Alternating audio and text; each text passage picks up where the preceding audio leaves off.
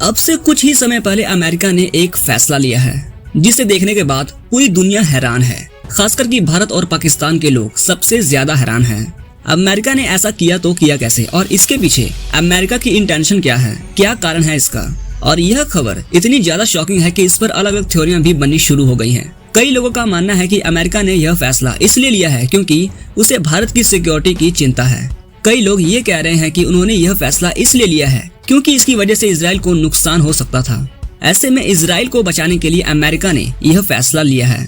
लेकिन दोनों ही कारण एकदम घटिया है। असल कारण इसके पीछे कुछ और ही है। क्या है कारण? लेकिन उससे पहले यह खबर सुन लीजिए।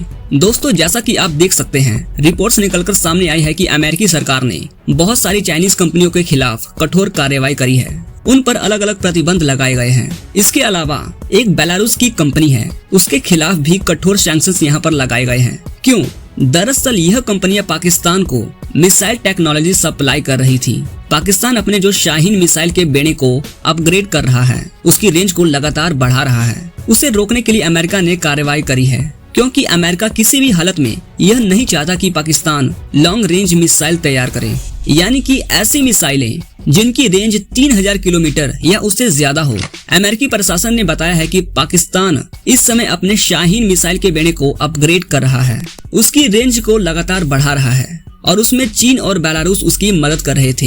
इनकी कंपनियां इन्वॉल्व थी अपने देश से मिसाइल टेक्नोलॉजी पाकिस्तान को सप्लाई करने में, और बताया जा रहा है कि इस टेक्नोलॉजी के इस्तेमाल से पाकिस्तान बहुत ही जल्दी अपने शाहीन मिसाइल के जो बेड़े हैं उसकी रेंज 3000 किलोमीटर प्लस पहुंचाने जा रहा था, और इसी चीज को अमेरिका रोकना चाहता था। इसलिए इन कंपनियों पर सैंक्शन लगा दिए गए हैं। अब इन कंपनियों को अंतर्राष्ट्रीय व्यापार करने की बिल्कुल भी छूट नहीं होगी।